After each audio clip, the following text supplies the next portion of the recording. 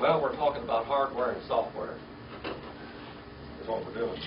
How many of you know something about computers? I know Randall does. He's a computer genius. That's our webmaster right there. You know a little bit about them? What's hardware? That's the stuff you can touch. Stuff you can touch. All right, how about software? That's the stuff you can't touch. Stuff you can't touch. Okay, that's simple. Man is hardware and software. He's two-thirds software and one-third hardware. What do you think? I was sitting there studying this morning and studying Romans as we've gone through Romans, and it keeps talking about the spirit and the soul and flesh. And there man is. That's it. Hardware and software. Two parts software and one part hardware. The inner man and the outer man. That's right. Man is soul. He is spirit and he is body. And just think of it this way. When you get to looking at things, just think about it. Now, we're triune. Are we not? Made in the image of God. In His spiritual image, Ruach, all right? In His blood-flowing likeness and His shadow-casting likeness, all right? There we are. There's man, triune. Now, as a computer has hardware and software, so man is two parts software and one part hardware. And that hardware gives us more trouble, doesn't it? The hardware gives us a lot of trouble. Lots of trouble. Let's look at it. We've looked at this so many times. We're in Romans 7:17. Romans 7:17. Let's look at the triunity of man. Well, we have a triune God, don't we? And man is triune also. As I was looking at this lesson this morning and going over the different things that we've taught lately, and basically in Romans the 6th and 7th chapter, and even part of the 8th chapter, the Apostle Paul is talking about a divided man. All right? That's your computer.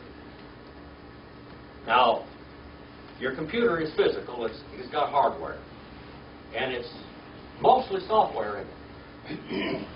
That's really, the hardware, it really is very little limited. What you can touch. But boy, when the viruses come, the infection. Brother John. The infection. Think about it. When God created man in the garden, He created him triunely, and man was totally unaffected by any outside forces. He was triune. He was two-thirds software and one-third hardware still. But what happened to him? What happened when man sinned? He was totally infected. His soul was infected, his spirit was infected, and his flesh was definitely infected, wasn't it? Now, in the Old Testament and the New Testament, soteriology is the same. What's soteriology? Brother John, you are a resident theologian.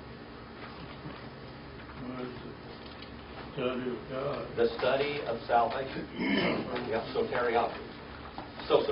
All right, soteriology. The study of salvation of mankind. In the Old Testament, people were saved exactly the same as they're saved in the New Testament, and they were indwelt with the Spirit of God. Amen. There's only one way of salvation in the Bible. There isn't 5 different ways. We have different ways. If you look on the chart up there, that's what we call a dispensational chart. We see how God dealt with mankind in different ways at different periods of time. But salvation is always the same. Okay? It's always the same. Man, his spirit, He is soul. Right there. Spirit. How do you say that word spirit?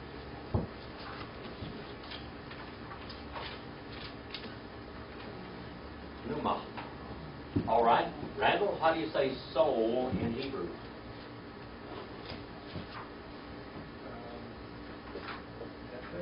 Nephesh. All right. How about spirit? Ruach. Ruach. Okay, ruach. All right. And how about body? If we have body, though. Now, what are the words for body or flesh in Greek? Huh?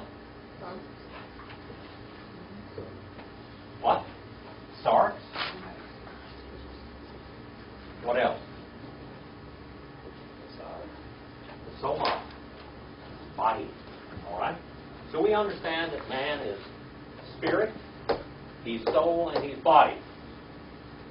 This is software. That's hardware. And this hardware gives us so much trouble. Man lives every day, lost man lives just like he's living for the body only, for the here and the now. But I mean to tell you, there's a whole long time. Eternity is a long time. Eternity is a long time. People will let the flesh, and by the way, when you're born into this world, you're born basically lost. You're under the blood of Christ until you come to the age of accountability. But you live for the flesh. A baby lives for the flesh, don't they? What they can touch, and if they'll lie to you and tell you they're hungry when they're not hungry, they just want to be held or something. They do. Think about it. Let's read 7:17 real quick. Anybody read that first word? By the way, young man, we got an in-linger here for you to use.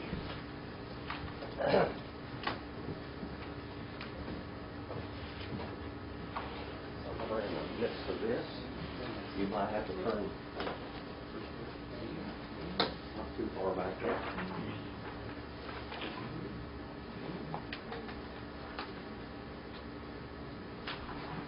Right there. What's the first word there? Anybody know how to do that? I bet Cindy's got her down. Kneading. Kneading. All right? And then day. Ukete. Ego. Tatergazomai. Alto. Ala. Hey. Oikusa. And Emoi Harmartia. All right. Don't let that Greek scare you at all. But now, no longer, ukete, that's ukinete now, two words there, a little old made-up word. You can look it up on about page 295.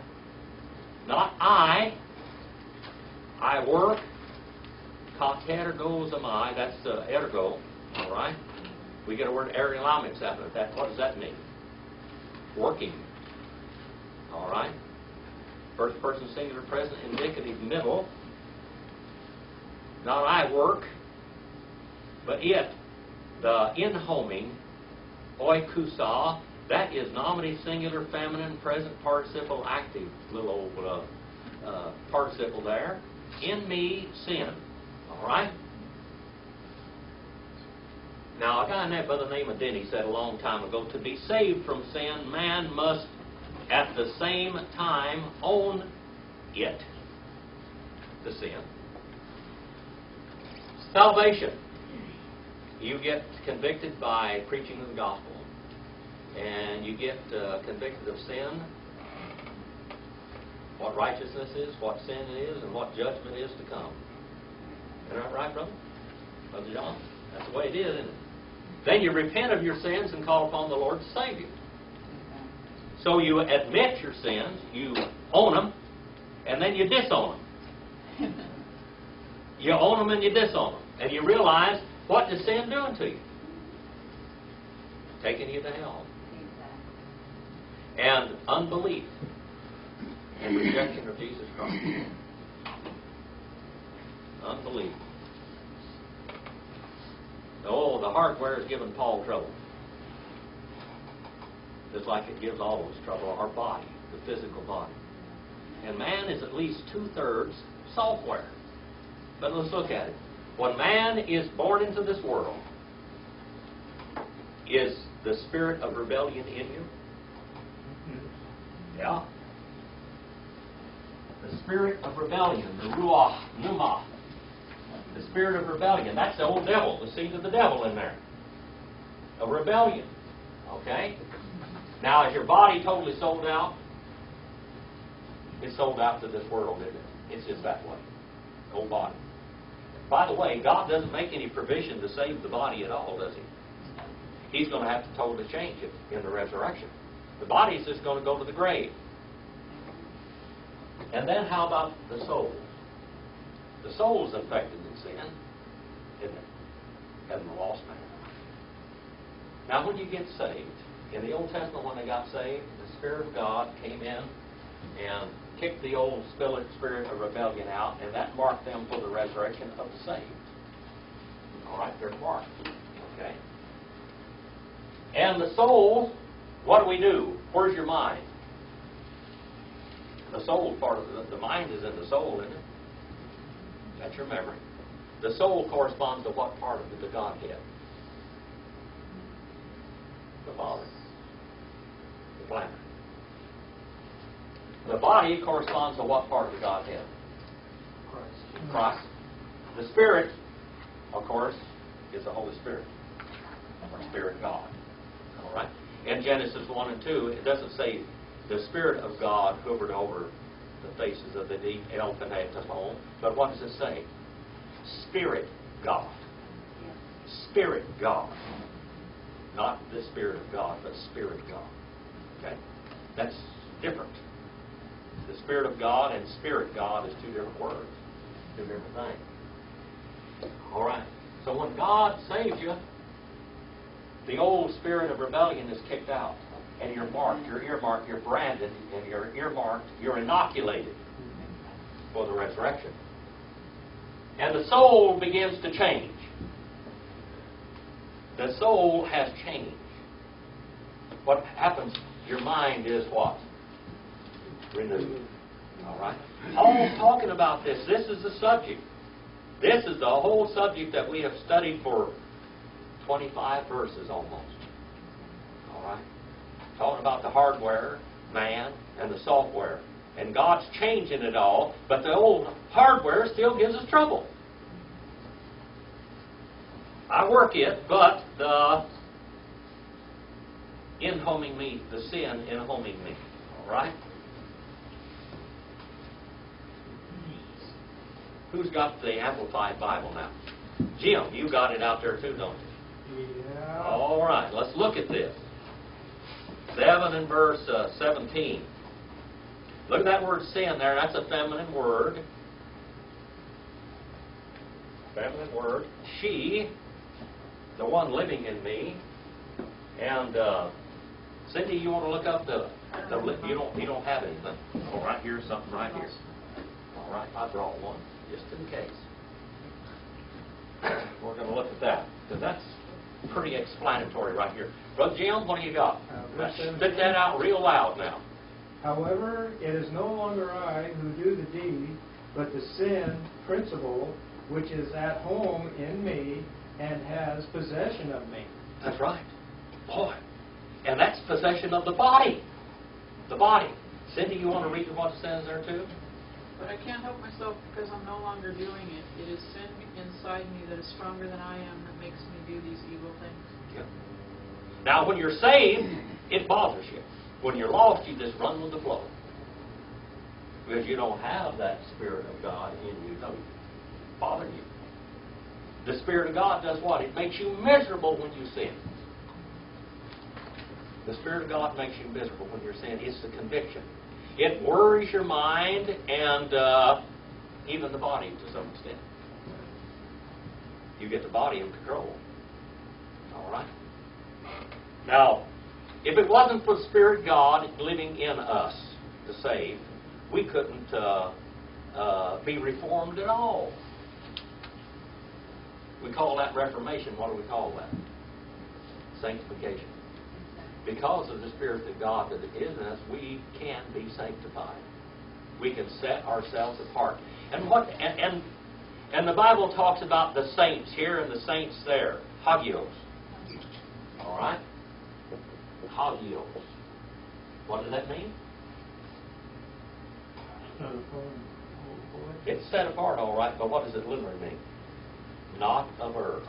When you're born of the earth, when you're born, you got a mother, you got a mother that's physical, earthly, and you got a father that's earthly. But when you're born again, you got a father from heaven, just like Jesus.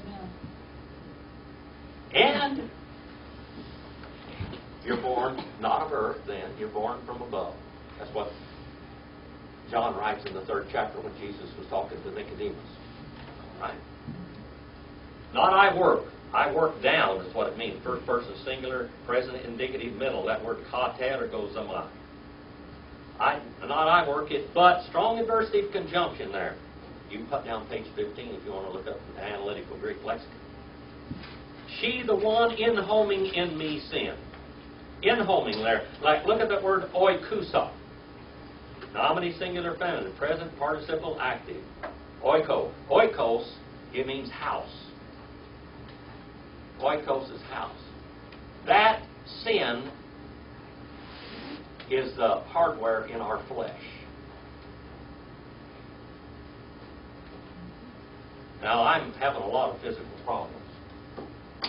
My shoulder's a little better. I've been using the sling. It's falling apart. I got to go and have an operation on it. My neck's broke. I need to have that worked on. My guts are broke. Got a tumor right in my chest, right there. Every time I swallow, it hurts. They may have to take that esophageal tumor. Diverticulitis. Bad back. Piriformis syndrome. Asthma. I'm dying. But I want to tell you this one thing. 2/3 of me is getting stronger. 2/3 of me is getting stronger. All right? It is. 2/3 of me is. Making its home in me. Oh, sin. That sin nature makes you miserable after you've been saved, doesn't it? But Paul says it's not me, but it's that sin nature in my flesh that's giving me trouble. Okay, 7:18 now. Let's go look at that. We'll read it in Greek, and then we'll... by the way, if you get behind, you can go on to discovertheword.com or sermonaudio.com/DTW, and you can listen to all these classes there. Here's a card. Anybody need a card? You want to hand a card out to someone? You want one? Here's a few of them. There you go. Let's get over here and look at number 18 now. Anybody know how to say that word? It looks like just like in English almost, doesn't it? It's got a smooth breather on the front over that second little vowel there. Oida. Oida. Gar. Hote. See that word hoke and oop look just like English, doesn't it? Oike. In. Emoi. Toot. Eston. In. Te. Sarki. See the word sarki there? That's right out of sarks. All right, and that is locative singular. All right. Mu. Agathon. To. Gar. Thelane. Parakete. Boy. To. De. Katergaz este. To. Colon. Ooh. All right. Say ooh. If you didn't know any Greek at all, you could read that, couldn't you? All right, that's easy. Greek's a lot easier than you think it is. It's just got 8 cases. How many can you remember that? How many of you can name the 8 cases of the nouns? Nominative, genitive, operative, locative, instrumental, dative, accusative, and vocative. All right. 8 cases. It's in the book. It's in the little book. Remind me before you leave. So what is your name, by the way? Larry. Larry? Before you leave, I've got a Greek grammar that I wrote. I'll give that to you also. For I know, first person singular, present, indicative, active. Second perfect, that is. Second perfect. For I have known. First person singular, second perfect, indicative, active. That. It's a conjunction or casual particle, that little hote there to page 294. Not adverb of negation. That word "av" there, actually the way you should translate that in if you want to bring it all the way over in English, is notly. Notly. An adverb has ly on the end of it because it's an active word. So this means not ly. It's an active not. Okay? Adverb of negation. It dwells. She dwells in me. In, of course, our English word "in" comes right out of Greek. It means its location. That's what it shows. Page 137 in the little analytical Greek lexicon, if you want to write that down. In me. This thing is in the flesh of me. Agathon, good, spiritually good. The, for, to wish, is laying right beside me all the time at my touch. That's used one time in the New Testament like that, by the way, in this book. For to wish is always laying beside me. The, but, to work, the good not, is laying beside me. That evil is always there, isn't it? All right? Now let's go and look at this. Wishing is the better self, A.T. Roberts has said. Wishing to do good is the better self. That's the saved part of you. That's the salvation infection in your body. For I have understood, I know plainly, to see with the mind's eye completely, that not dwells, third person singular, present, indicative, active, from oiko or oikos. And remember what the present, indicative, active conjugation is? How do you conjugate that verb? Brother, you remember that? That's easy. O-A-S-A, omen, eti, usi, aim. Can you say that? O-A-S-A, omen, eti, usi, aim. All right? That's, you conjugated present, indicative, active all the way. First person singular, second person, third person, and then plural. First, second, third person, okay? That not dwells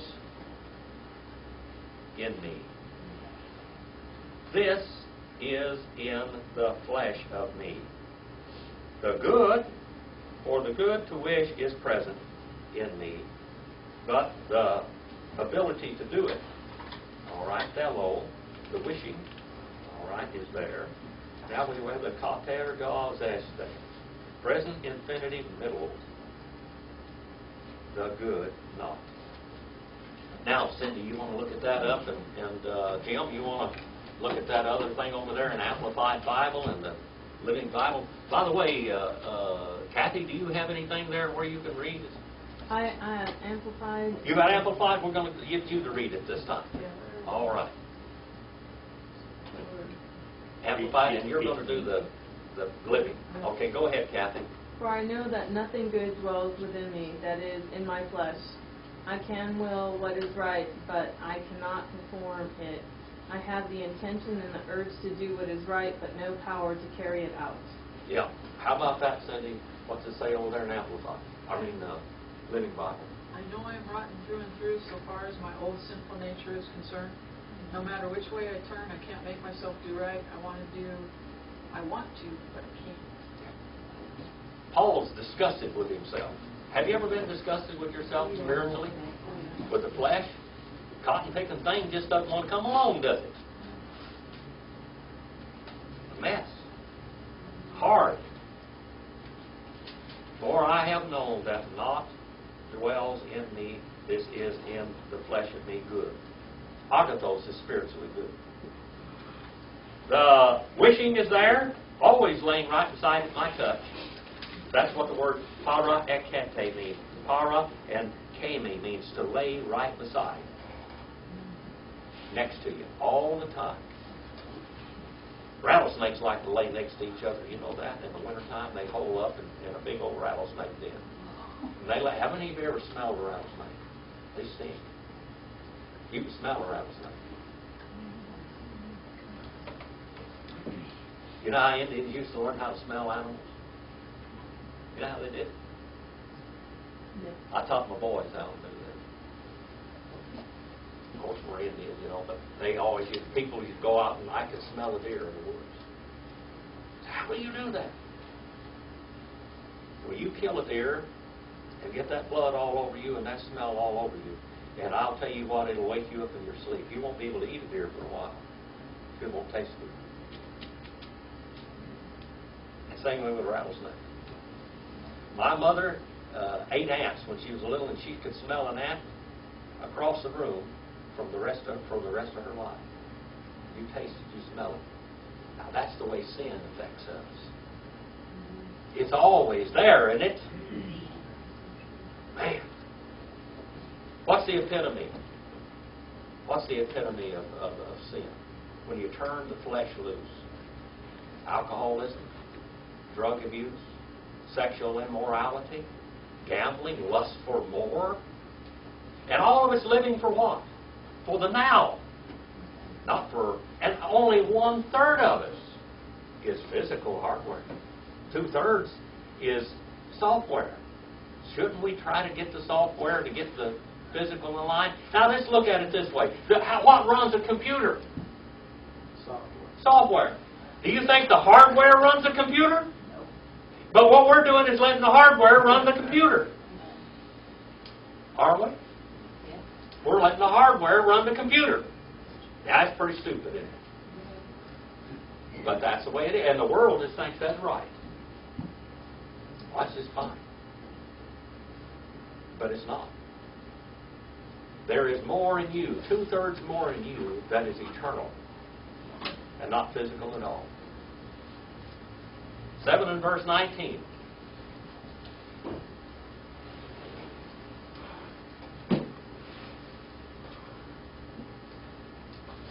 Paul said that hardware is bugging me.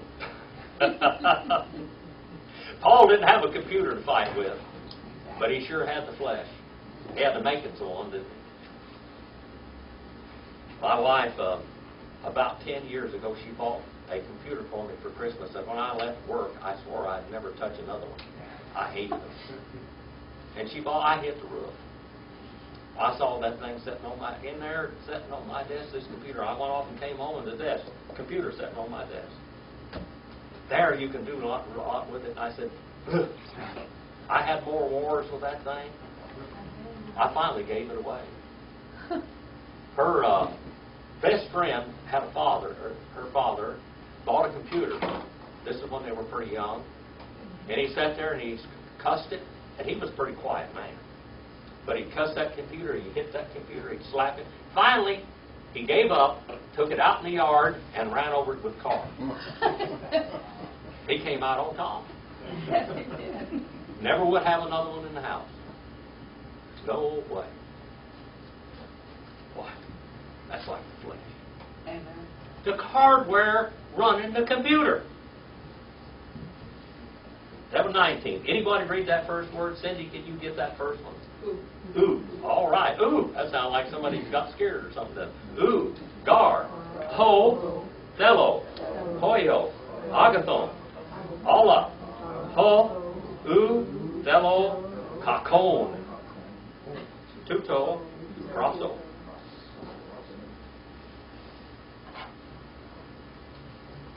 All right. For not which I wish I were. First person singular, present indicative active. Look at that present tense now. It just keeps on going, doesn't it? Present tense.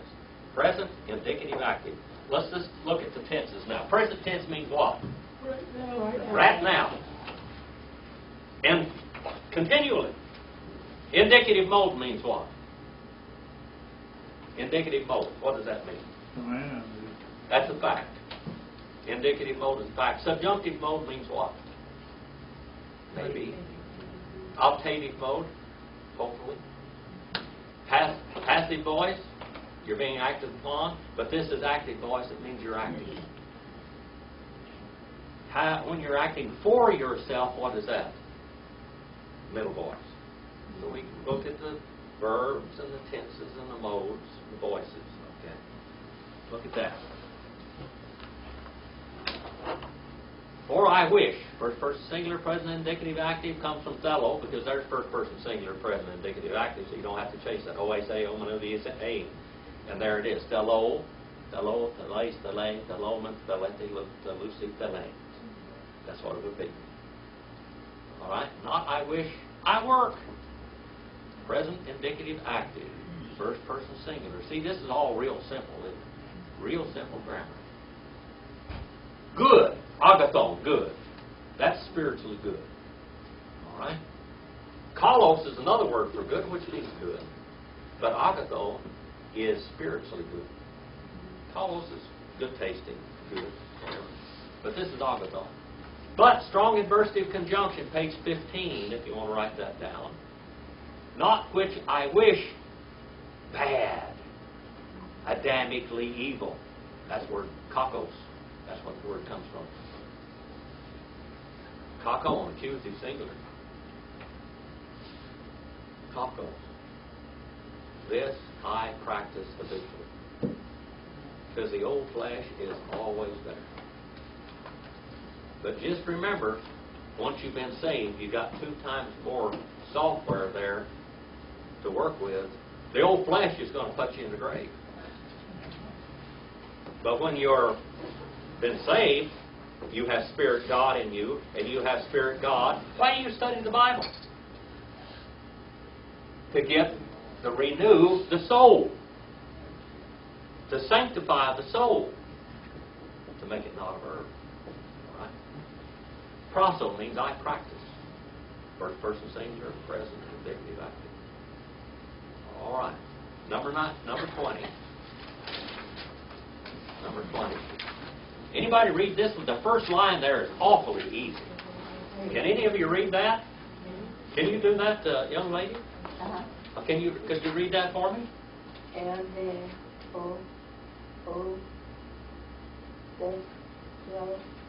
Dello. All right, that's good. That's real good. You got A+ for tonight, young lady. All right. Ede ho uthello ego. All right.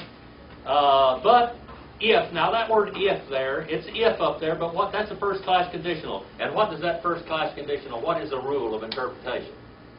The condition is determined as what? Fulfilled. So actually it should be translated not if like in English, but what? But since. Since. It's a fact. But since which, not I wish. Now also, as we have this conditional here, this conditional particle, what makes it a first-class conditional? Somebody might say spelling. Well, a little bit, but not always. What makes it a first-class conditional? It is the mode of the verb that's following it. Now, if it was subjunctive, it would not be a first-class conditional. But it's not subjunctive. What is it here? First person singular, present, indicative, active. So the indicative mode tells you that that's a first class conditional. All right? We got real deep in Greek there. But since which I not, I wish, I, this, I work. Hoyo.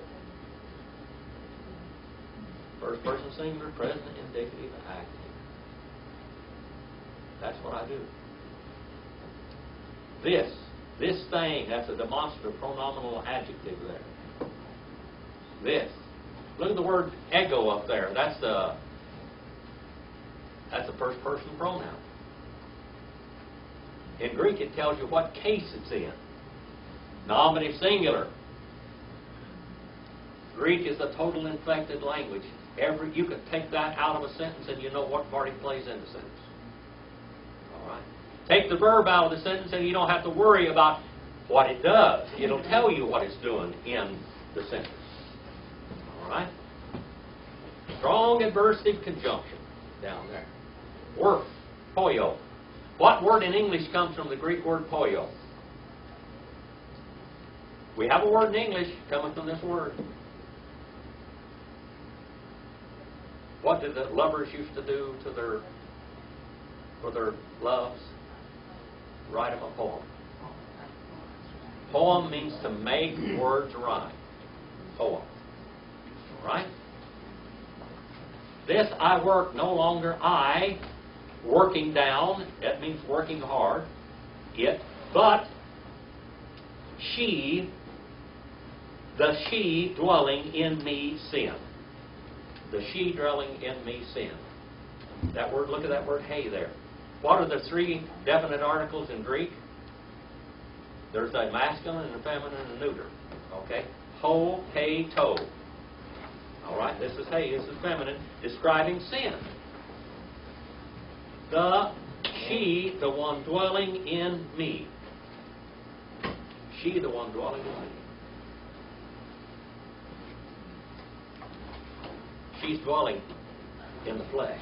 Sin dwells in the flesh. And sin dwelling in the flesh affects the spirit. And it affects the soul, doesn't it?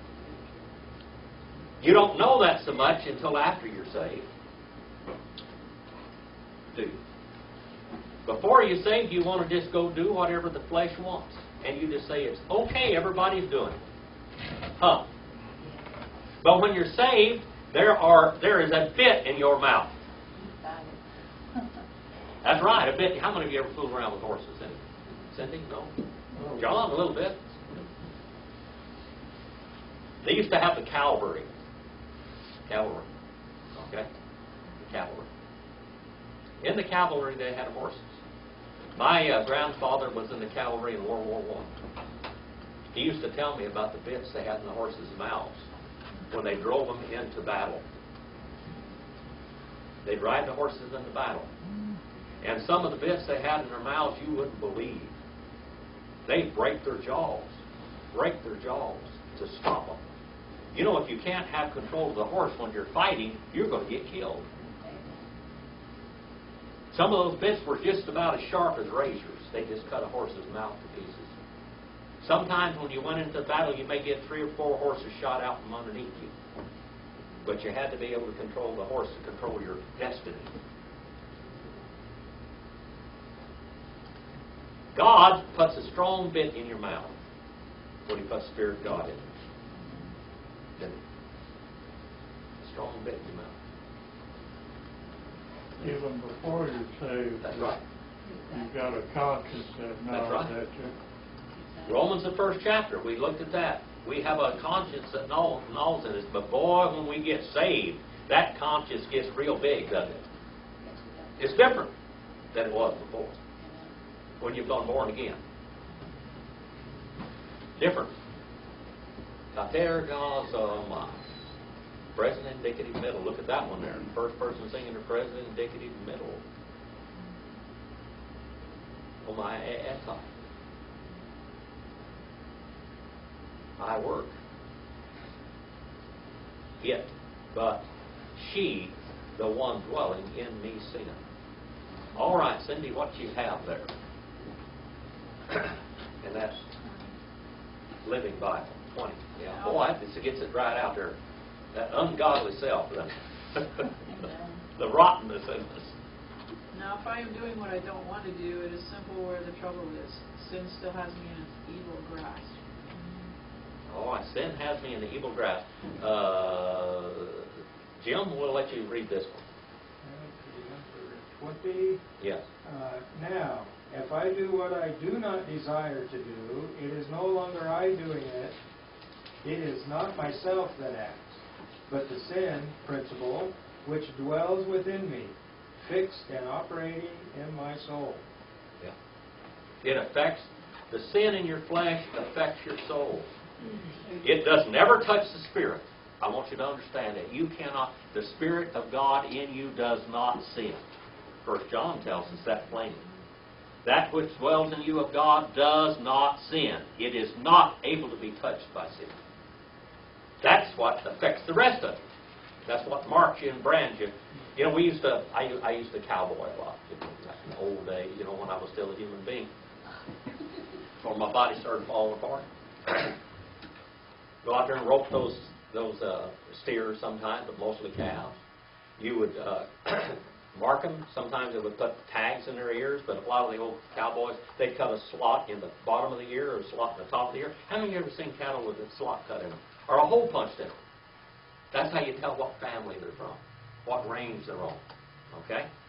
And then they brand them with the brand of the ranch. Brand them with the brand of the ranch. So from that brand, you know what family they're from and everything. How many of you are in the family of God? God earmarked you, according to Ephesians, the 1st chapter. He earmarked you and branded you. And He put the brand was Spirit God in you forever. It's there. That's what's going to identify you for the resurrection. And the DNA, we talk about people dying and out in the ocean sometimes. They are eaten by sharks, gobbled up, pooped out, disappear in the water. But does that destroy the DNA? No.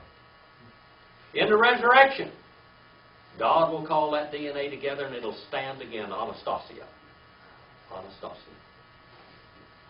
The resurrection. Anastasia, the Russian princess Anastasia. Her name meant the resurrection. Anastasia. All right. 721. Heurisko. Ara. Tone. Nomo. To. Thelonte. Emoi. Poyen. To. Kalon. Pote. Emoi. To. Takon. Parakete. Let's look at some of these words now. By the way, this cross-reference to Romans 23, 7, 23, 25, and 8 and 2.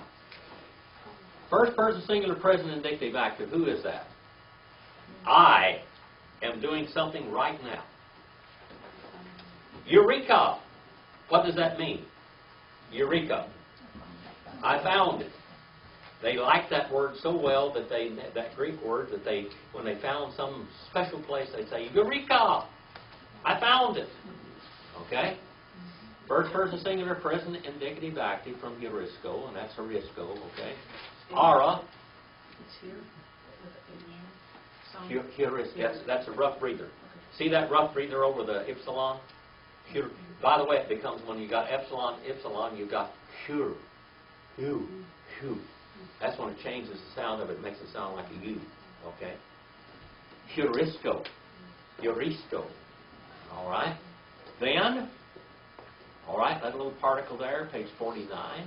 It's kind of got the idea of something.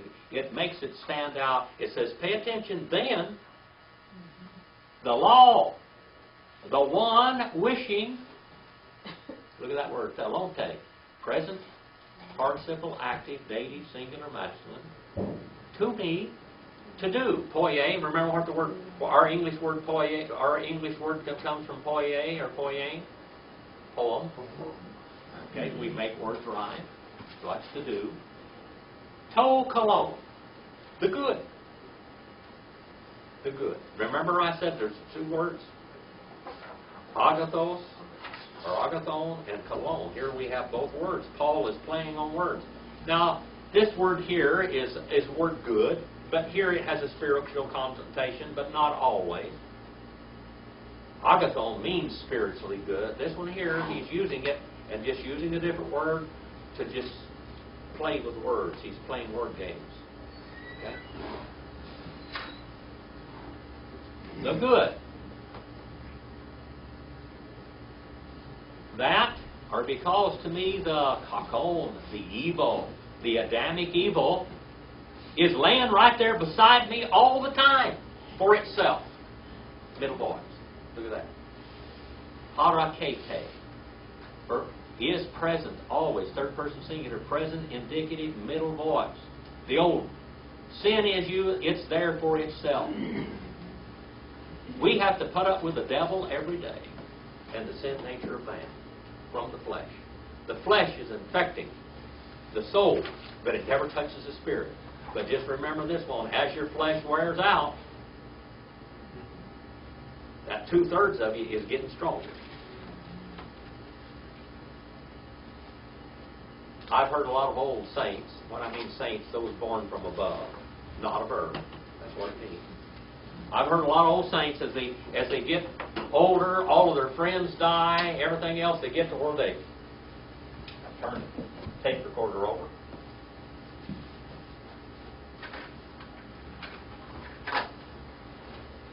All of their friends are gone nearly. Their bodies wore out. And they get looking up. They get to looking up. Looking up. Looking up more. They get where they want to go up. They're ready to go up. 7:21 now. The struggle goes on. The struggle goes on. The fight goes on. All right? The virus in our computer is there. But one of these days, God's going to fix it. He's going to do away with all of it. We're going to have brand new bodies. Eurisco.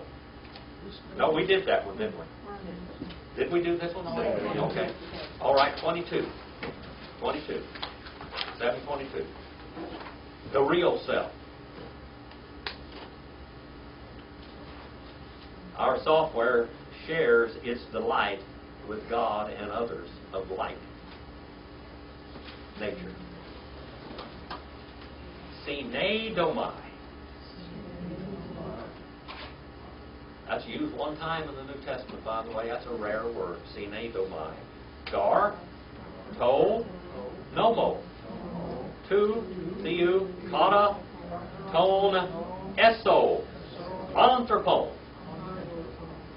All right. I delight together with. I am pleased along with others. Last night when Dakota, they had this elite little group there at Ridgeview High School, out of almost 3,000, 2,800 or 2,900, something like that. 50 of them, 60 of them originally went in there, Dakota. 60? 60 of them went into this elite academy. 52 of them out of that 60 graduated with gold medals. Just like you got them, like they were Olympic stars. They went forward and she got her gold medal on a white ribbon. And they congratulated each other for about 2 hours. Telling each other how wonderful it was to see them and everything else. And these people you will have fellowship with, you'll go back for years to come. I mean, maybe if you last 50 reunions. Maybe. 50 reunions. 50-year high school reunion. How many of you, well, not hardly anyone here has made their 50th year, have they? Yeah. Well, John, yeah, and me maybe. 60 in another 3 years. 60 years. You still have fellowship with some of those Yeah. people when you go to the... Sometimes people will travel all the way across the country. Yeah. I had a girl, Tishbrick was her name. She flew all the way from Paris, France to be with our reunion. That was our 45th reunion here a few years ago. All the way. Gail Tishbrick.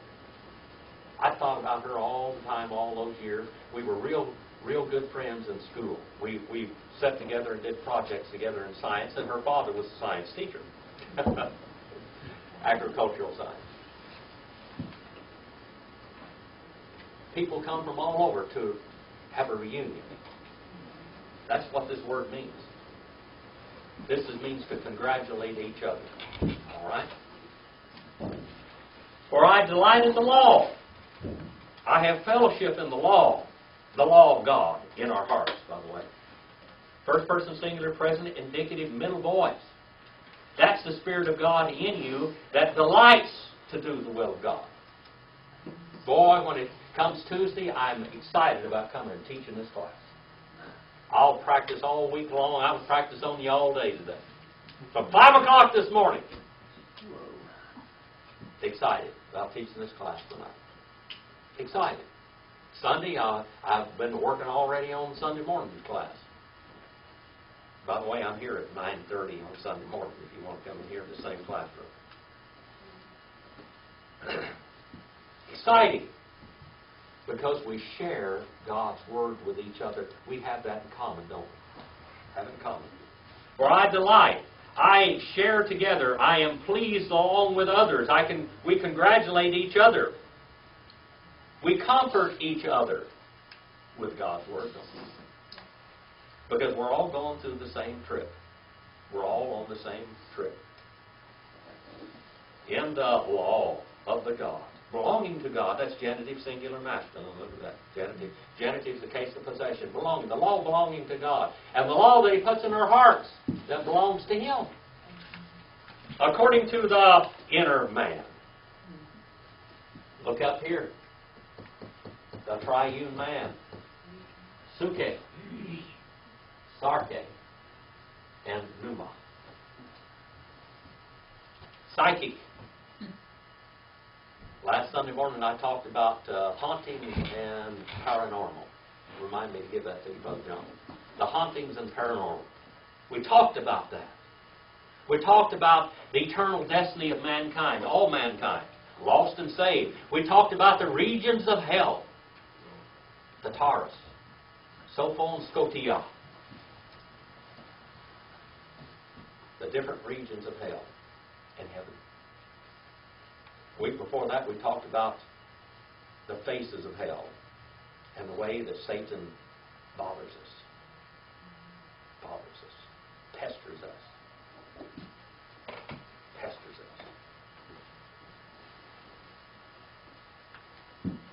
I delight together with others. We congratulate each other according to the inner man. Anthropology. That's where anthropology comes from, that eso, the inner man.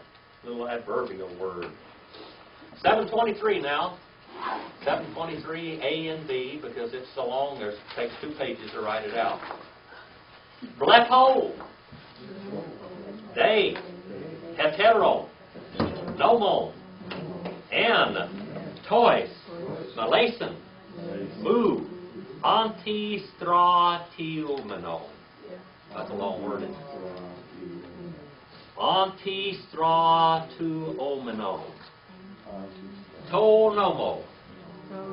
Tu nous. Mu. Kai. Here's another hard one. Exmalotizonta. That's a rare word too, right there. Mu. And then we have N in brackets. To, no mu, tes, hamartius, to, onte, entois melasin. And what's the last one? Mu.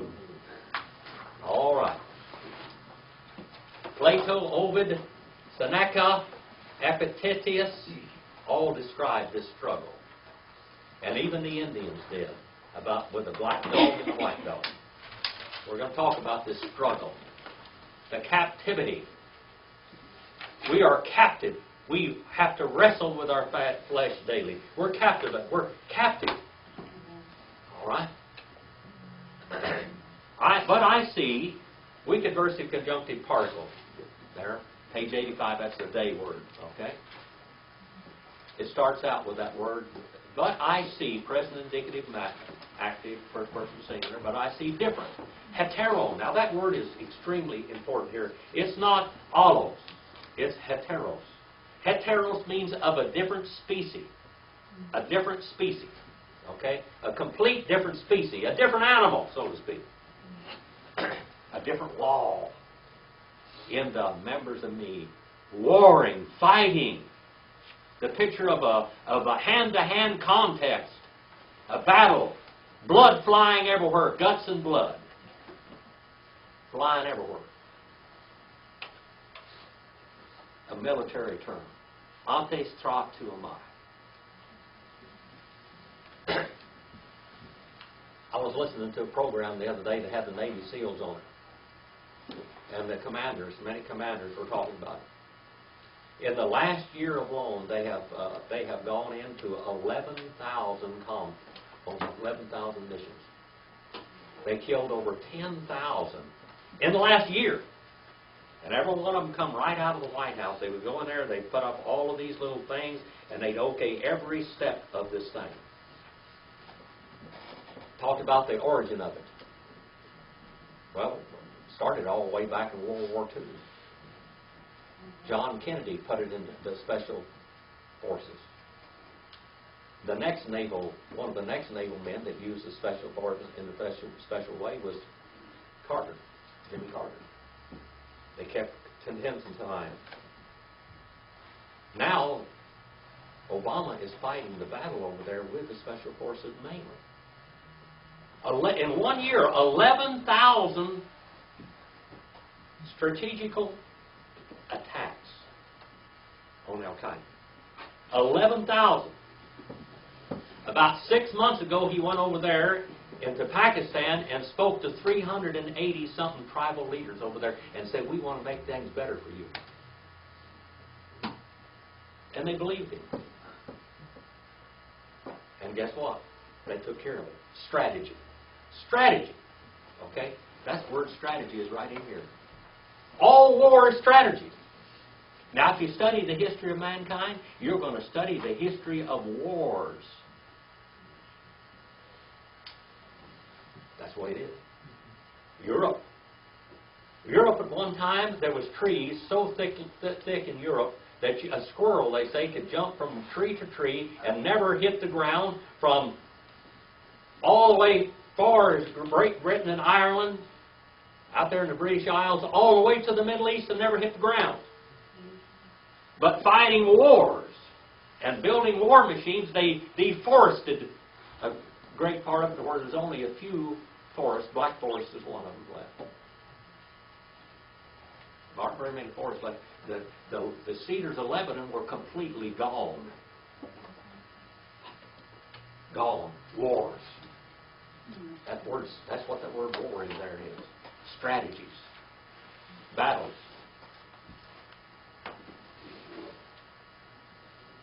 American Indians, they demanded that the leader of an expedition would ride out in the front line. That would stop a lot of wars, wouldn't it? If the leaders had to get right out there in the midst of it. Right in the middle of it. Warring. Accusative, singular, masculine, present, participle, middle voice. Boy. The law of the mind, the nous. Look at that word nous right there. Remember we studied about 5 or 6 words for mind, didn't we? Sophia, nous, nome, different words for mind. Remember the different words? And here's the word nous.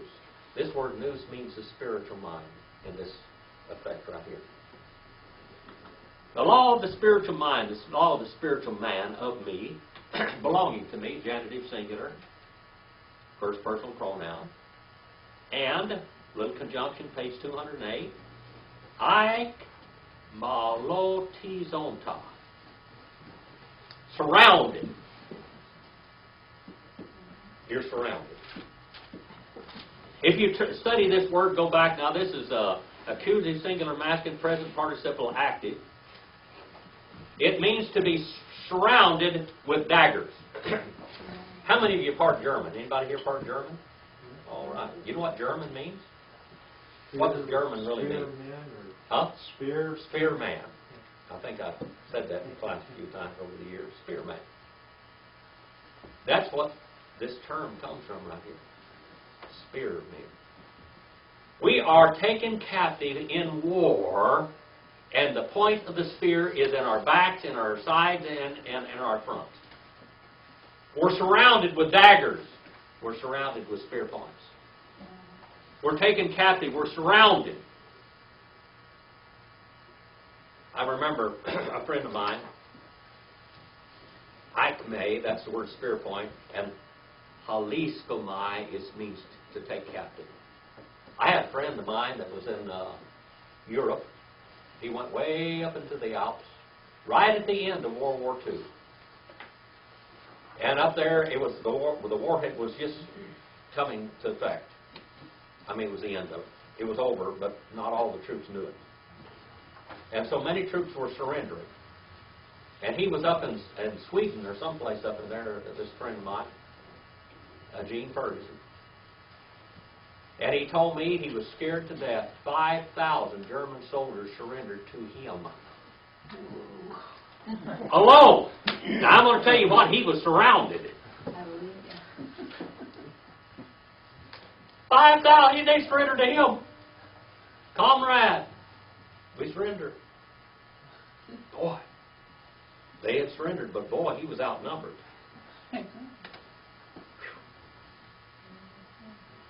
Surrounded me in to nomo, hey tomartias, to onte, and toi malation. We're taken captive by knife and spear point. The law of the sin, the one being in the members. We'll look at the word being there, onte. Dative, singular, masculines, or neuter. Present, participle, active. The one being in the members of me. Now let's go back to a couple of verses and read them. Let's read them. What's that, thing in brackets? What is that? Is there a reason why it's in brackets, or? Oh, it's in brackets. That's the way they actually write it? You can put the brackets in there. It's understood what you call a practical substantive. It's not there, but it's there. In some of the oldest manuscripts, it's there. So they put it there. In the Textus Receptus, it's not there. That's a very late manuscript, and actually it's a translation from Latin into Greek. Again, it went from Greek into Latin and Latin back into Greek. So they lost a lot of stuff in Textus Receptus. That's the basis of King James and everything. It's a poor Greek manuscript, but we find in the oldest manuscript that we have has N in there. All right? And it's understood anyway, regardless. What does that little 3 mean? That was a footnote in the Greek text. Okay. Okay? A footnote in the Greek text. All right. Who wants to read this one? Kathy, are you over there? Yeah, you want to In the Amplified Bible? Yeah, 22 or Amplified. 23? 3:22 and 3. For I endorse and delight in the law of God in my inmost self, with my new nature, but I discern in my bodily members, in the sensitive appetites and wills of the flesh, a different law, rule of action, at war against the law of my mind, my reason, and making me a prisoner to the law of sin that dwells in my body organs, in the sensitive appetites and wills of the flesh. That's right. Cindy, now yeah. I love to do God's will so far as my new nature is concerned, but there is something else deep within me, in my lower nature, that is at war with my mind and wins the fight and makes me slave to the sin that is still within me. In my mind, I want to be God's willing servant, but instead I find myself still enslaved to sin. All right. We have a base nature, don't we? That's ungodly. And we have a higher nature. We have a base nature, a basal nature. Nature that is low. Like an earthworm low. I remember one time in history, a crazy horse was a shirt man among the people. That was a man that wore a shirt that the women, they called them scalp, the white people called them scalp shirts. They weren't scalp shirts at all. The women would make, for a very special person in the tribe, they would make a shirt for him. A buckskin shirt, and they would tie a piece of their hair on it. Every woman that worked on it would tie a piece of hair on it. And that shirt, he could walk from anywhere. If you were a shirt man, you could go between all tribes, and nobody would molest you or bother you or whatsoever. Because that guy was good. He was a good guy. The old term, losing your shirt, is when you lost your shirt, man shirt. When you lost your shirt, man shirt, you were base. You were low. You went from the highest person in the tribe, the one that led everybody when they moved from camp to camp, to the low man on the totem pole. Crazy Horse fell in love with this girl and treated with her father to marry her, and they were in love. They were going to get married, and then he pulled a dirty trick on Crazy Horse and gave her to somebody else in another tribe for a political treaty. Well, Crazy Horse went and stole her back. But when he stole her back, always before, everything that he did for his tribe, he was way above his fleshly desire, way above him. And that's why Shirt Man was. He had to live for the tribe, and he had to be on the bottom burner. He had to be way back. But when he did that, they took his shirt from him. And he changed his name to Worm. Worm. Under the ground. Lower than an earthworm. Base nature. Our basal nature and our high. A.T. Robertson calls it our higher nature and our lower nature. A higher nature and a lower nature. All right. Who shall rescue me out of this death? You want to go with the next two verses? Because that's the end of the chapter. You want to go ahead and tread on? Tale poros. Ego. Anthropos. Tis. Me. Rusete. That's got a rough H on the front of it, okay? Ek. Tu. Somatos. Tu. Thanatu.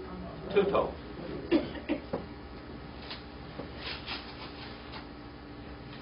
Wretched, miserable. That means to bear much calluses. And what it has is a guy that is a captive that is turned into a slave, especially those on the slave ships where they were chained to an oar and chained to a seat. They'll never get up. You didn't get any bathroom breaks. You were right there. You lived in excrement. And what meager food they gave you, that's like Ben-Hur, the movie, in the bottom. That's a death sentence to go on one of those slick ships. That's it. That's the end of you. You are calloused. You are tortured to death. Wretched I am. Wretched I man, who me shall deliver, shall rescue, shall snatch me out. Third person singular, future, indicative middle. Who shall snatch me out for himself out of the body of the death of this, of the body of this death? Who shall snatch me out of it? That word's for rapture, isn't it? We get our word rapture right out of the Greek word or the Latin word rapere. We get our word raptor from it. What is a raptor? Not in the movie Jurassic Park, but what is a raptor? That's a bird with claws that can snatch things up by talons. Okay, a crow is not a raptor. A buzzard is not a raptor. An eagle and a hawk and a falcon, those are raptors. Okay? Who can snatch me up? That word wretched there, boy, that's 2 times in the New Testament. That means to bear calluses. By the way, there was a lot of cross-references in these last few verses. Who shall snatch me out of the body of this death? Our fleshly nature separates us from full fellowship with God, doesn't it? It's always there, always pestering us. Always there. Paul dealt harshly with his flesh. He called himself the chiefest of sinners, didn't he? Because he persecuted the Lord's church, which is his bride, his beloved. 7:25.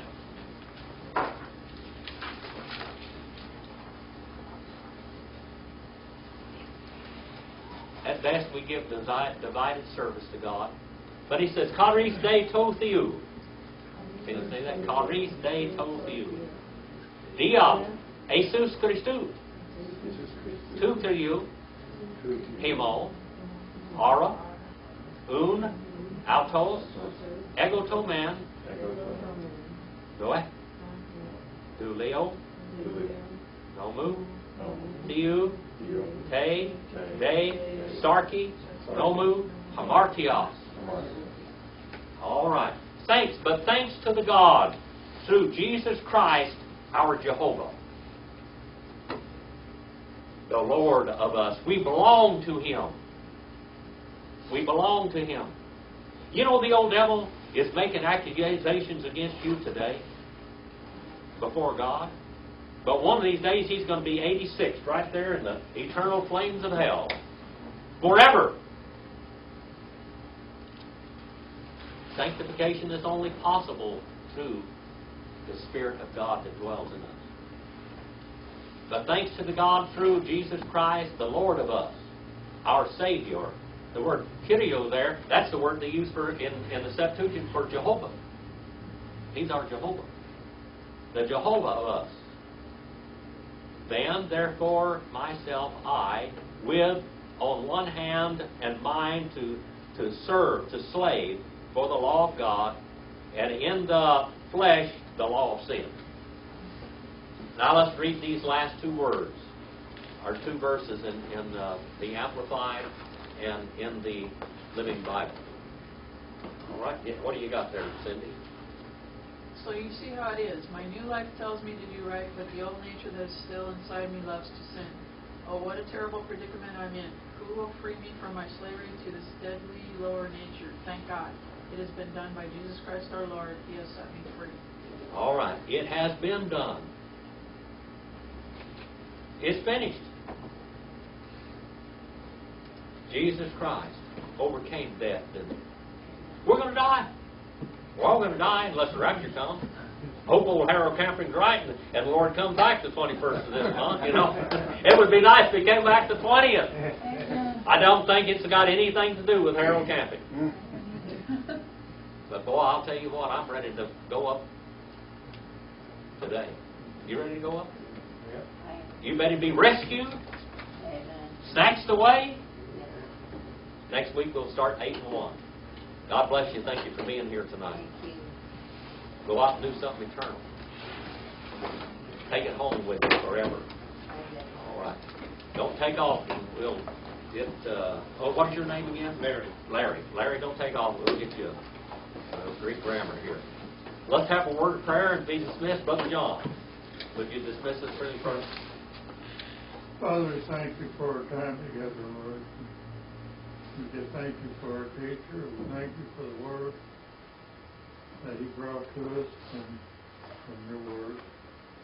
We just rejoice, Lord, in all that we have because of our Lord Jesus. We give you praise and honor and glory. Thank you again, Lord.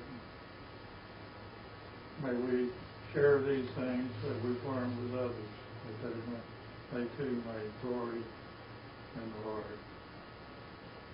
In Christ's name we ask it. Amen. Well, just remember, 2/3 of you is getting stronger as the body's dying. The software is getting better, even though the hardware is crooked.